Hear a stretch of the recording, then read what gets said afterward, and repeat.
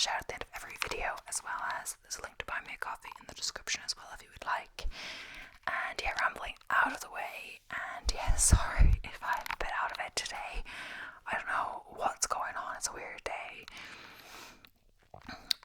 Started out fine, woke up semi-earlier, kind of earlier than I wanted, but it's fine. Took a little while to get into my workout, but honestly, it's much later when I'm filming because I made something for lunch, etc. Was procrastinated all of this. So even when I had everything clean from lunch, that was over an hour ago, and then when I finally decided to start setting it up, I was having a tripod problem, a connection problem, all of this stuff, and I'm like, oh my gosh. So I wanted to do 3 videos today. We'll see if that happens yet, but I think it's getting darker quite much later nowadays, and the day looks clear. I thought it was going to be rainy today, and then when it is, so I thought it was only rain today, so I was like, oh, if it's rainy today, then maybe it'll be clear tomorrow as well. But I think it's still looking rainy tomorrow, and tomorrow's when my run is. And yeah, I know the marathon is getting so close actually. And yeah, I mean, there's still a while, but less than a month, less than 4 weeks until the day itself, and 3 weeks until I'm going to where it is, or so, 3 weeks, 1 day or something. So exciting stuff. I still got a fair few runs to do, but it's getting real. It's gonna happen. But yeah, I'm feeling a bit tired, but I'm gonna wait till the next video to have my other coffee. I was gonna wait until about this time anyway, but I don't know. It just took me so long just to get started today, honestly. I don't know. I thought I started out stronger well enough, but since my workout, it's been a few hours, so I should have got into it more quickly, but oh well. I think it is getting darker a bit later, so it should be fine. I don't really know what the rule is, but before it gets kind of the sunset and it gets dark outside, you have to stop filming before then because it gets really dark inside. But that shouldn't be before 2 to 3 hours, so I should still have 2 hours to film, and I just don't really feel like it now. But I think it'll be okay, especially since I'll get a coffee and stuff like that. I don't know, honestly. Yeah, I'm semi-addicted to coffee. Today's video is a kind of a true crimey one, so it's about wrongful convictions, so people that have been sentenced to jail or, had to spend time in jail. I'm not sure how you say it, but they didn't actually commit the crime, so yeah, and then why, maybe explanation, we'll see. But yeah, shout out to list 25 again, as usual, saving me. I've recently discovered this, and it has some interesting stuff, so yeah, I'll try to speak slower as well, we'll see. It is a terrible perversion of our legal system when someone goes to jail for a crime they did not commit. And I guess, as usual, this is probably a US website, so most of them are about US, I assume. So, yes, if there's a focus on US stuff, that's kind of just because people writing the articles are from there, and they're focusing on that, even though there are many other countries, many other crimes, etc.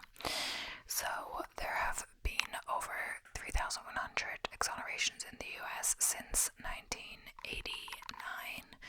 Doesn't sound like that much, but maybe thousands of lives were irrevocably changed through mistakes by the justice system that wreaked enormous psychological, financial, and physical devastation on innocent people and their loved ones. Most importantly, they deprived innocent people of their liberty, often for decades. Yeah, so it's really terrible. This happens, etc., because even if it's for a short time, but especially if it's for a long time, people are innocent. Either I don't know how they've become, people thought it was them, either wrong place, wrong time, or etc. And they've had to go to prison for years sometimes because they could have missed most of their life because of stuff like this. So it's horrible, especially. And yeah, so it says the people on today's list lost a collective 624 years of their lives while incarcerated. And it says here are our top 25 wrongful convictions. Are the most famous, or just the ones they've picked for the list. I'm not sure the criteria for picking something for this list, really. But yeah, so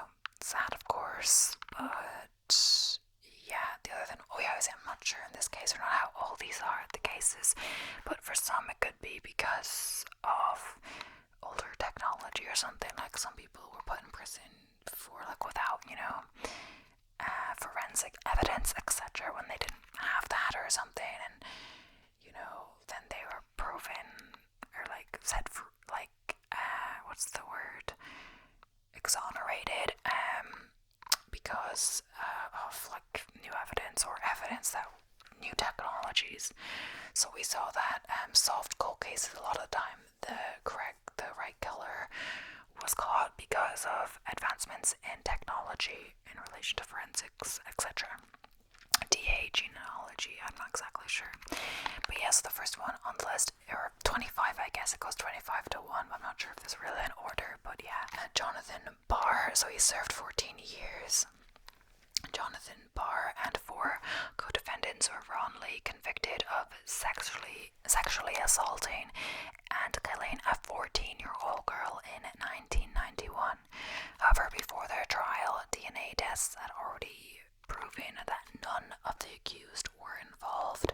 It wasn't until 2011, after spending a total of 95 years in prison, and that's combined, all of them, that all 5 of them were declared innocent after DNA was run through the FBI National Combined DNA Index System, CODIS.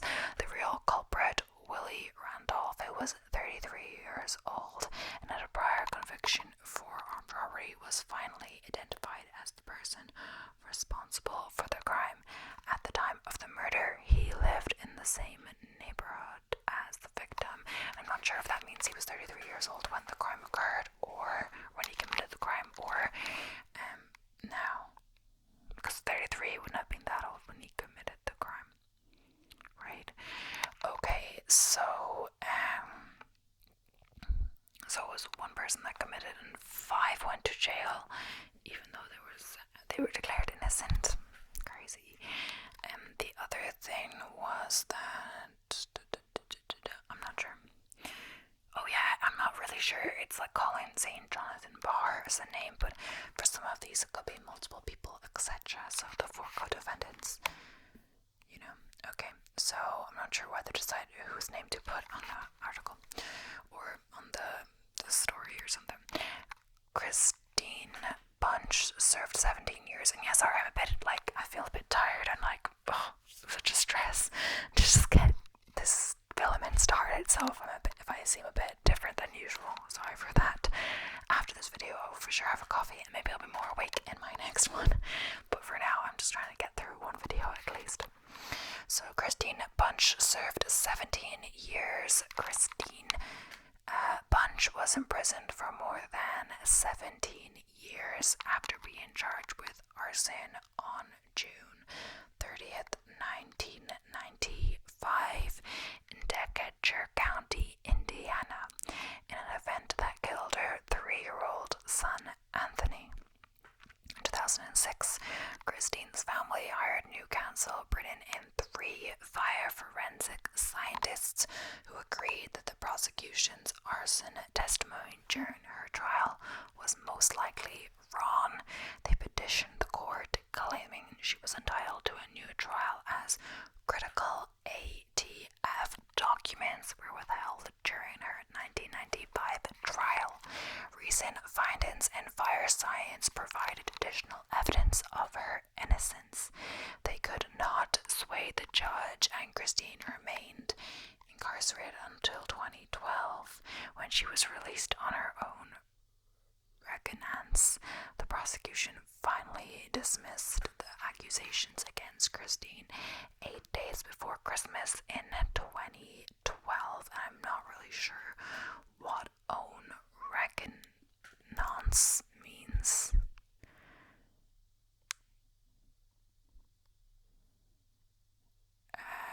Released on own recognize, his own recognize, I'm not sure. Oh, or also called personal recognize, means a release without the requirement of a posting bail based on a written promise by the defendant to appear in court when required to do so. I'm not sure what that means exactly.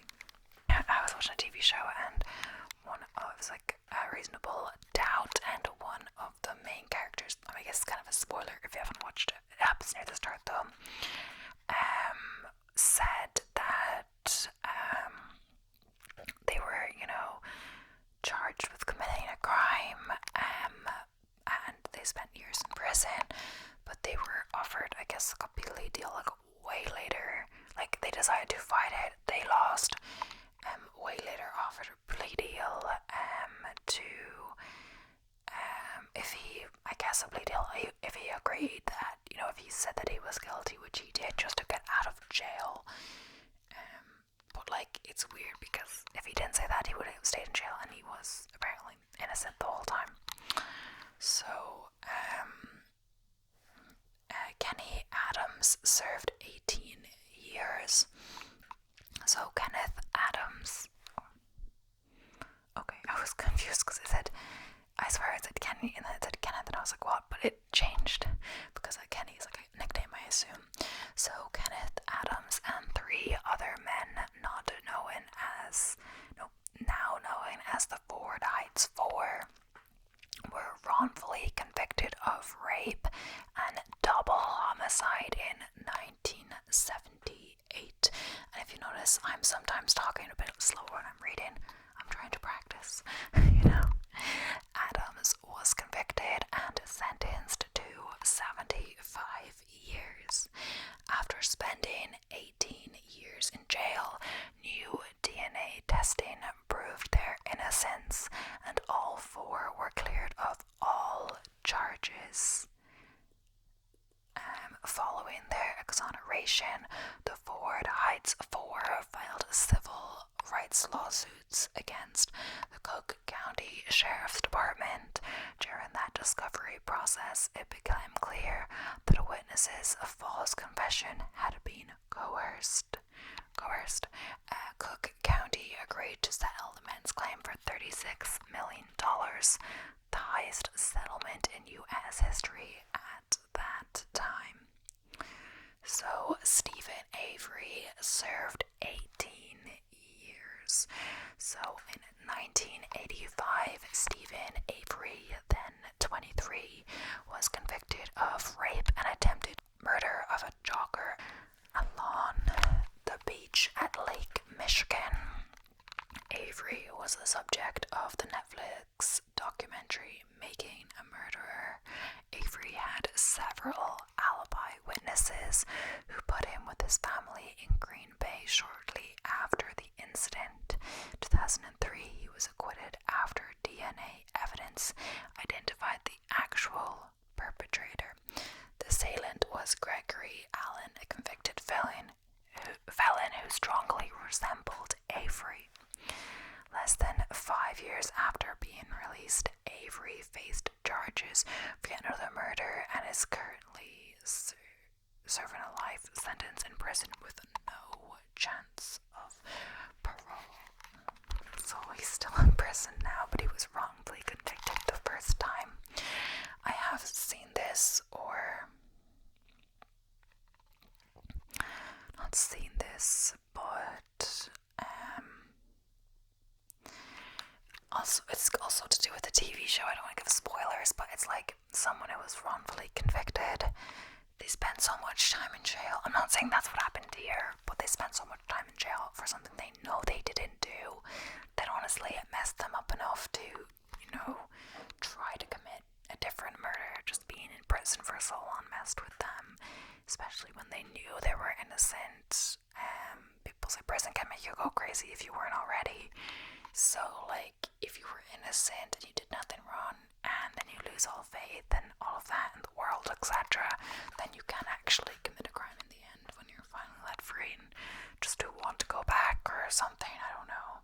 It's hard to live on your own after that or something, apparently.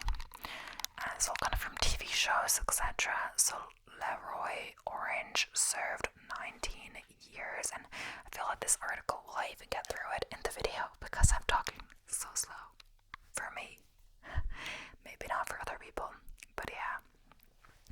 Leroy Orange was found guilty based on a confession he provided after being tortured in a police station in Chicago in 1984 under the Division of Commander John Burge, a name that pops up more than once on today's list.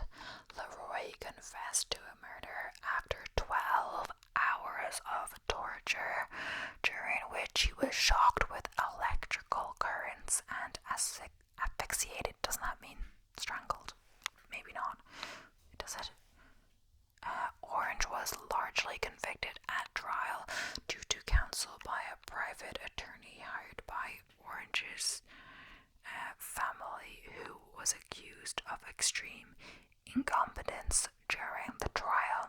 On January 10th, 2003, Illinois Governor George Ryan awarded Orange a complete pardon based on his innocence. John Burge was eventually fired from the force in 1993 for overseeing the torture of dozens of detainees. And that's absolutely crazy, and I think that might happen in a lot of these cases. It happened in Central Park 5 as well, which we talked about. Torture used as a method to extract a confession. He said even in one of the cases, hearing someone being beaten in the next room and being told "you're next" is what one of them said. It's absolutely insane that happens. I don't know what year was that. I think for sure it's a thing more of the past, but who knows what happens behind closed doors, etc. So, yeah, a lot of these confessions are coerced, and then they've said later that they retract it, but then they're not allowed to, etc. Because I believe it depends how bad it is, etc. But you think, why would you confess to a murder you didn't commit? But like, especially if you're being tortured, etc. You're like, it's the one way for them to stop. So, yeah, it sounds horrible. So, Jane Dorotic served 19 years. Jane Dorotic reported her husband missing after he went out to jog and never returned home. He was later discovered bludgeoned to death along his jogging path, rendering her the main suspect in his murder. Jane was ultimately convicted of murder based on amateur, contradictory, and what was undeniably faulty forensic evidence. She was released from prison after 19 years at age 75, after DNA evidence finally ruled her out as a suspect and revealed an unnamed male as the perpetrator. It's horrible. As well, reported your husband missing, and you're just want to look out for them, and you're named as the main suspect with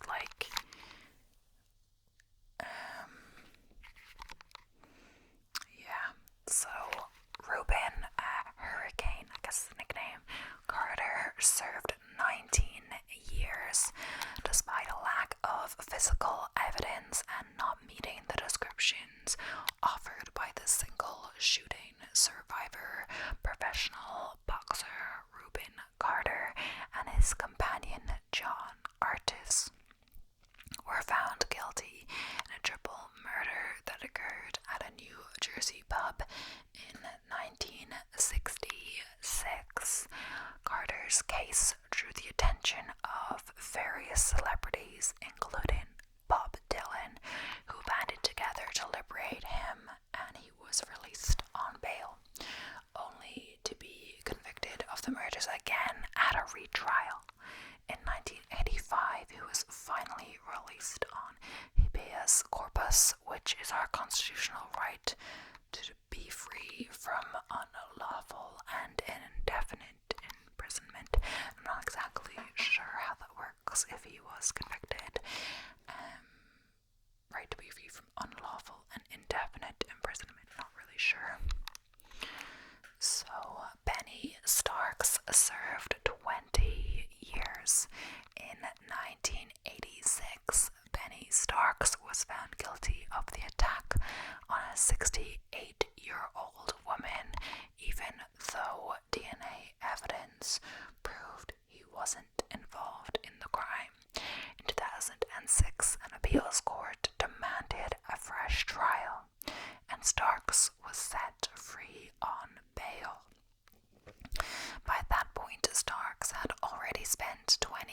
years in prison. In the years that followed, Starks achieved several legal victories, and eventually the prosecutors decided to dismiss all charges against him. In 2013, a judge in Lake County granted him a certificate of innocence. So Suzanne Johnson served 21 years. So on June 24th, 1997, Suzanne Johnson was looking after Jasmine Miller, who was only 6 months old at the time. Tragically, Jasmine fell from her high chair and seemed fine initially. However, about an hour later, she started vomiting and became unresponsive. Suzanne acted quickly, calling 911 and performing CPR until paramedics arrived. But Jasmine did not survive. The medical examiner determined that Jasmine's death was caused by severe shaking and traumatic head injuries. On April 30th, 1999, Johnson was found guilty of assault leading to death and was given a sentence of 25 years. However, since her conviction, there have been advancements in the scientific understanding of shaken baby syndrome and non-accidental trauma. The beliefs held during her trial have largely been discarded in recent times. In March 2020, Governor Newsom granted Suzanne Johnson plea for clemency, recognizing the evolving understanding of the case, the changing perspectives on shaken baby syndrome. So Larry Mays served 21 years as well. So on October 5th, 1980, 2 men carried out a robbery and subjected a female clerk to a brutal rape in Indiana. Based on the information provided by an informant, the authorities identified Mike D. Neal and Larry Mays, both aged 30, as the perpetrators. During the investigation, the police arranged a lineup that included May's photograph, and the clerk positively identified him as one of the 2 individuals who had robbed and assaulted her. As a result, Mays faced rape, robbery, and kidnapping charges.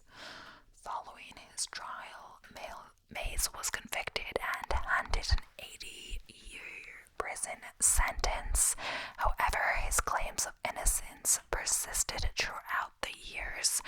Finally, in 2001, advancements in DNA testing technology emerged, conclusively excluding Mays as the source of the biological evidence found in the rape kit.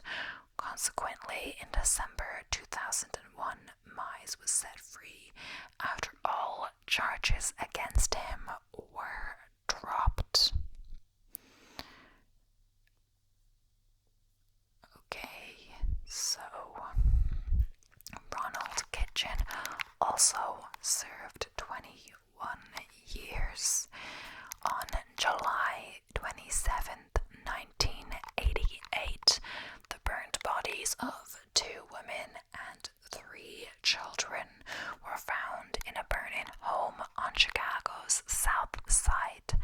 9 days later, Ronald Kitchen, 22, and Marvin Reeves, 29, were arrested after an imprisoned informant called Wally Williams said Kitchen admitted to perpetrating the murder with Reeves.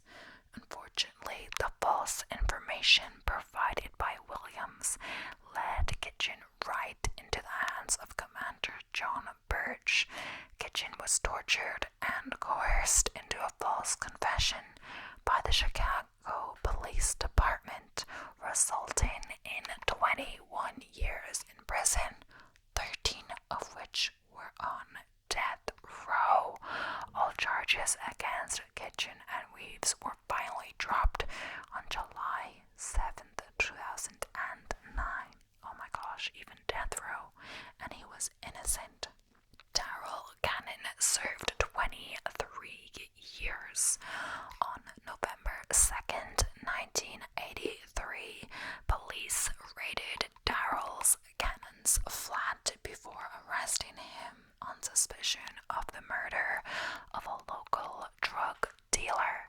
Instead of taking Cannon to the station, the detectives took him to an abandoned location.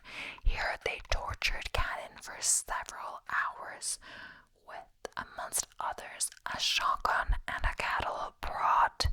We won't go into the details. Cannon finally confessed. After his trial in 1984, they sentenced Darrell Cannon to life in prison for a murder he knew nothing about. Despite his nightmare of imprisonment, he wrote a letter to his attorney telling the story of his torture he experienced in 1983, which helped launch an investigation into the detectives involved. Cannon was released from prison in 2007.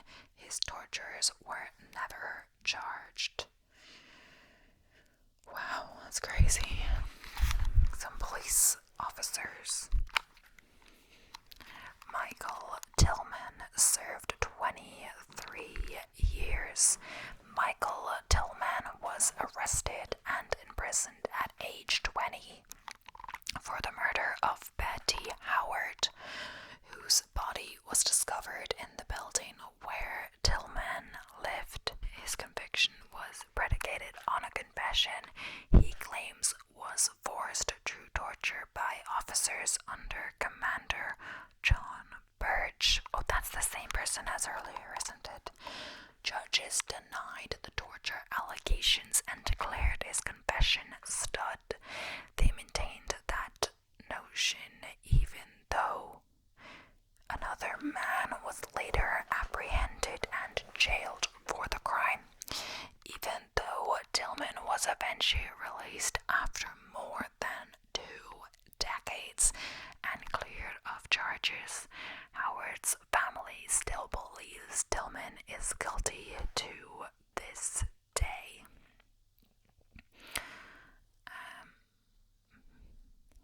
William Barnhouse served 25 years, and I feel like actually the list is increasing in sentences. We started at 14, now we're at 25.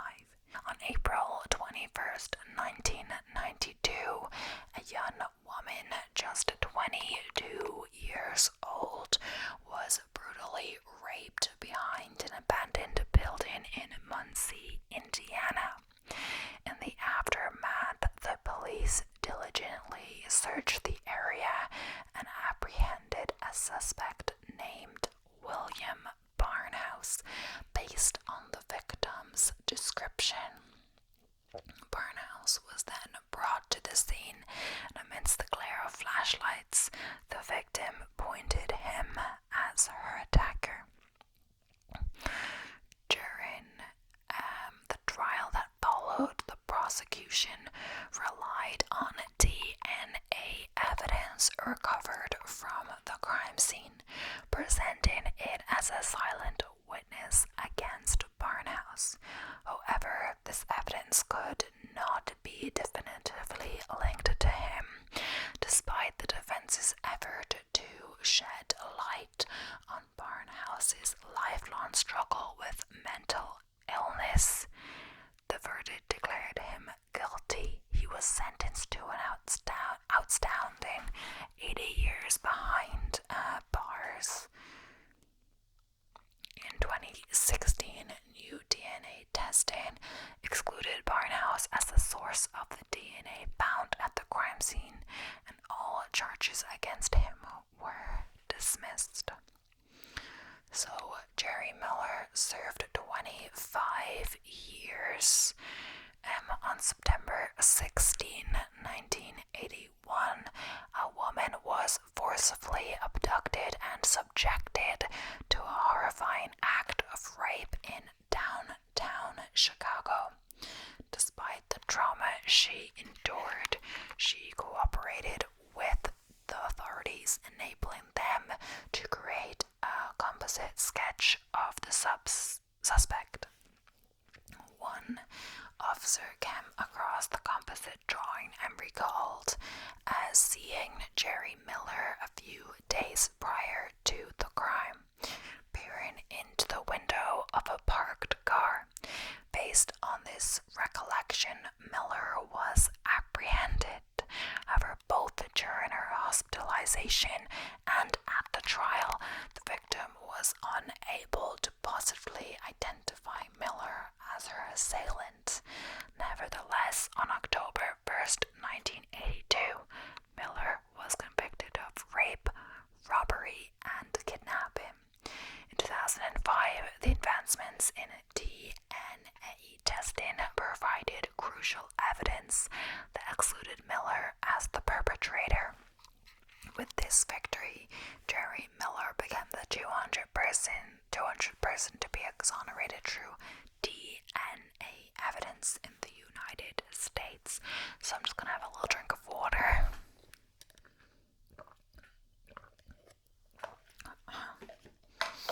Talking slower is tiring for my throat. I'm not sure if that's really it or not. We're actually nearing the end of the video. Time-wise, as per my usual 40 minutes, but I believe I may, continue till the end of this list, which there is 10 more. And I feel like, I'm not sure if this is the case or not, because I can't compare list to list, because list 25, as the title implies, has 25 different facts or people, depending on what the list is about, places, etc. But not all of them will have long explanations, so the explanations have gotten longer as we've gone down the list, I believe. So, depending on how long the descriptions are, etc., it will take me shorter or longer to do the video. So, one of my videos was shorter one of the days because it was just on list 25. Then again, I think the descriptions are longer this time, as well as I believe I am talking much slower. Maybe not. You tell me. But if you're talking slower, obviously it will take you longer to get through the same amount of words. So I actually have a few more articles open, but I only need this one for the length of the video. I would do longer, but I do want to get through a few videos still, and it's getting late. Since, as I said, I was distracted starting the videos for today. So, Johnny Tall Bear served 26 years. On October 3rd, 1991, the mangled body of a homeless man was discovered at an Oklahoma City rubbish dump. Floyd Lewis, an acquaintance who knew Johnny Tall Bear, told police that he saw Tall Bear and another unnamed offender beat the homeless man to death. Based on Lewis's flawed testimony and zero physical evidence, blood samples from the crime scene could not be matched to Tall Bear. He was prosecuted and convicted. In 2001, new DNA tests were ordered. Judge Glenn M. Jones vacated Tall Bear's murder conviction and dismissed his charges after considering the new evidence presented before the courts. And yeah, as I was saying at the start of the video, I believe DNA evidence is much more important now than it was back then. People were convicted without proper DNA evidence, etc. And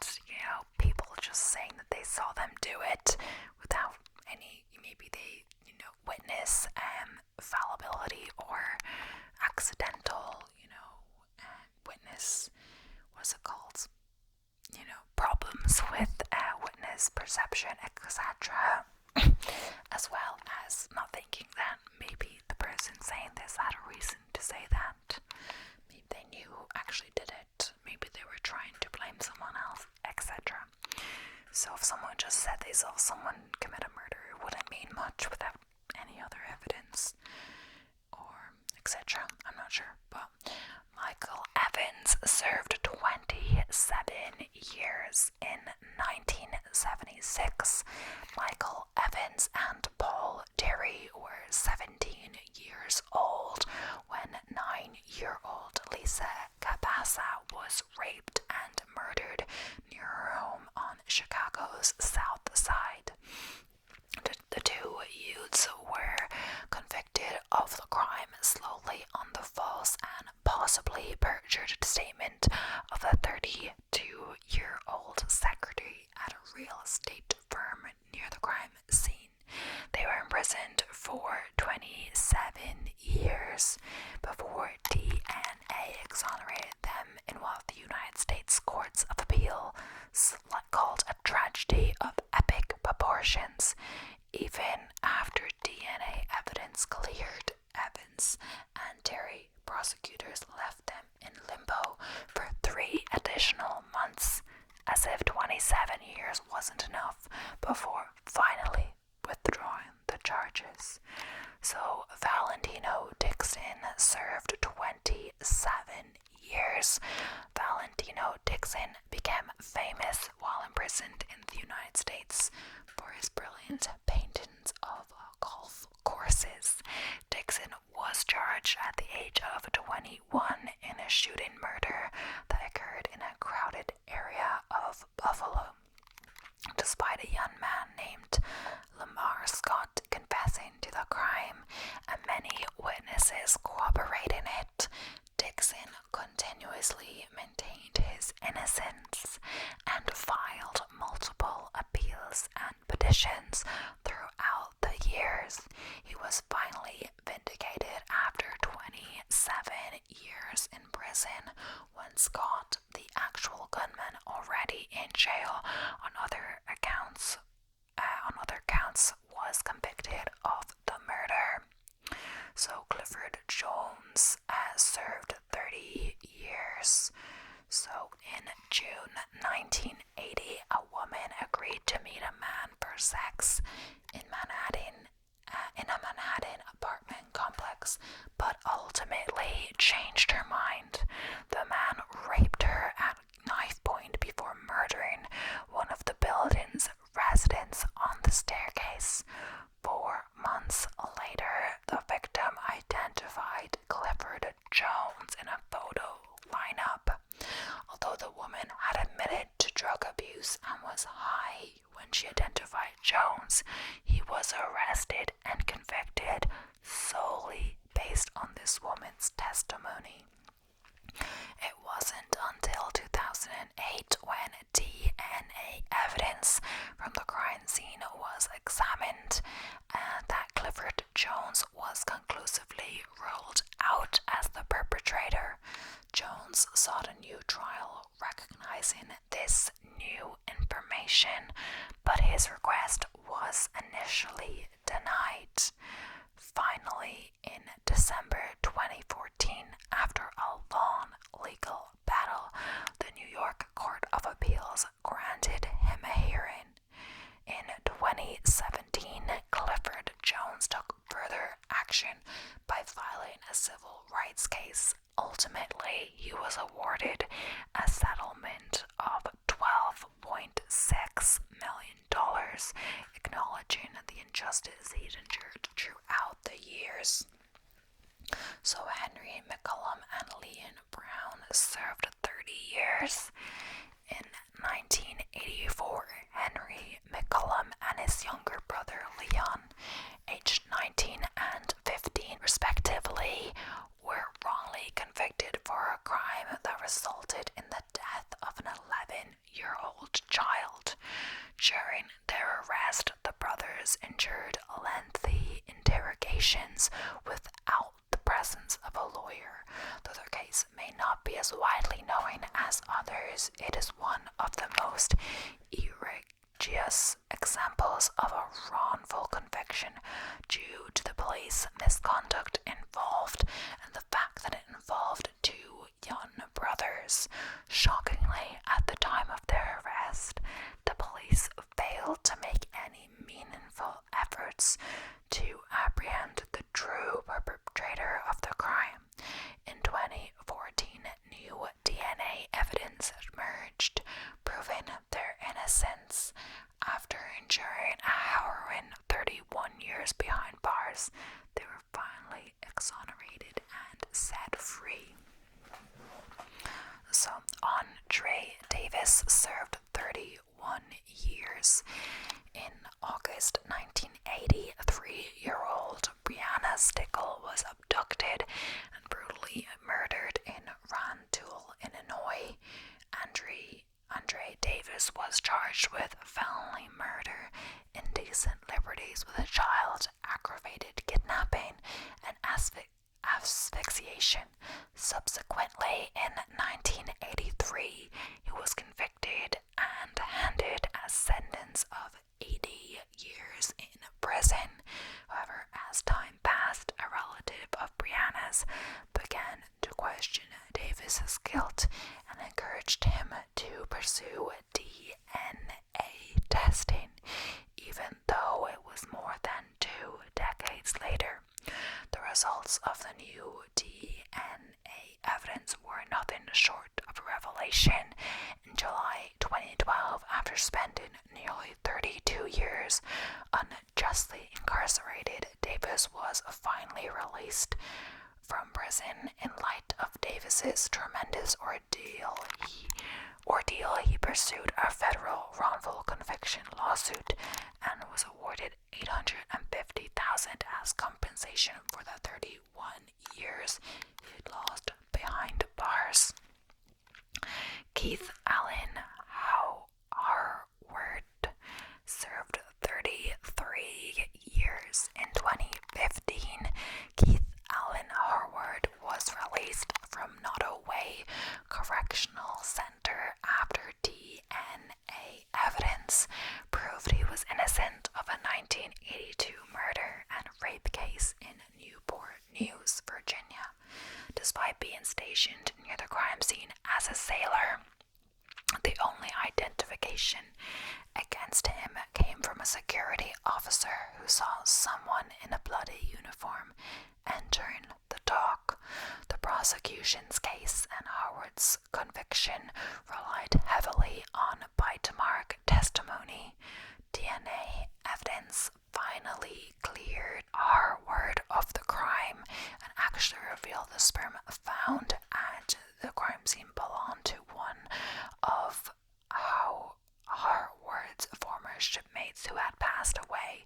Although controversial, bite mark evidence continues to be used in court today. And yes, this was mentioned in a different video. So Malcolm Alexander served 38 years. In 1980, Malcolm Alexander was charged with a rape he didn't commit. Despite inconsistent and uncertain eyewitnesses, he was found guilty based solely on their testimony. His trial was rushed, lasting just 1 day, and his defense lawyer didn't present any arguments or witnesses to prove his innocence. In fact, even though there was DNA evidence available, it was never tested or presented at his trial. Malcolm Alexander spent 38 years in prison until the Innocent Project took on his case. New DNA testing was ordered, which excluded Alexander, finally leading to his exoneration and release from prison on January 30th, 2018. So Kevin Strickland served 43 years. Kevin Strickland was convicted of a triple shooting in 1978 date based on the testimony of the sole witness, Cynthia Douglas. Although she primarily identified two other men who were convicted after they admitted guilt, she also later identified Strickland, but later recanted. Unfortunately, Strickland was also convicted of the shootings and sentenced to life without parole in 1979. In 2009, Cynthia Douglas contacted the Midwest Innocence Project for help in Strickland's wrongful conviction case. He was finally exonerated in 2021 after spending an incredible 42 years in prison, making it one of the longest wrongful incarcerations in U.S. history, because Missouri compensates only those exonerated by DNA testing. He could not claim any compensation for his wrongful conviction. That is crazy. It said 43 at the top, but yeah. Anthony Mazza, so this is the last person on this list, served 47 years. Anthony Mazza's story is one of remarkable endurance.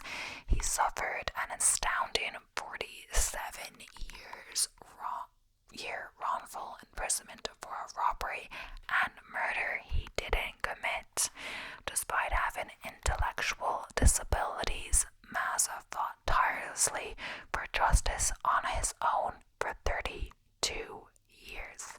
During this time, he filed 4 petitions to reopen his case, despite not having legal assistance. Fellow inmates testified that Mazza's friend, Robert Anderson, had confessed to framing him. Unfortunately, all 4 petitions were rejected or ignored. In 2006, Mazza made a breakthrough with a newly discovered statement from Anderson's brother, given to the police back in 1972. The statement provided crucial evidence that supported Mazza's innocence. Finally, on June 3rd, 2020, at 73, Mazza was released from Norfolk State Prison, ending his nearly 5-decade-long wrongful imprisonment. That is absolutely insane. It's crazy that could happen, and yeah, you don't really know in some of these cases who's guilty, who is innocent, etc. I don't know, honestly. Such a sad video as well, you know. Obviously, all these awful crimes happen, etc. But innocent people shouldn't be punished just for the sake of having someone in jail for it. These are people's lives as well, so it's absolutely horrible that these things happen. But yeah, thank you so much for watching. Please don't forget to subscribe if you haven't already. I'm on an all-time low of subscriber growth. I got like 2 subscribers this month. It keeps going up, down, and I did take that week break. I think my views haven't got back up to usual after that, but still, I've done 5 days in a row when I'm filming this, editing videos. I think I might take a break to take just because I started filming so late, and I'm kind of tired, but we'll see. But I usually do like 5 days in a row or 4 days in a row, then take a day break or a 2-day break, depending. Sometimes if it looks like a 2-day break, it's really a 1-day break for me, because I'm uploading a video for my channel members. Channel member.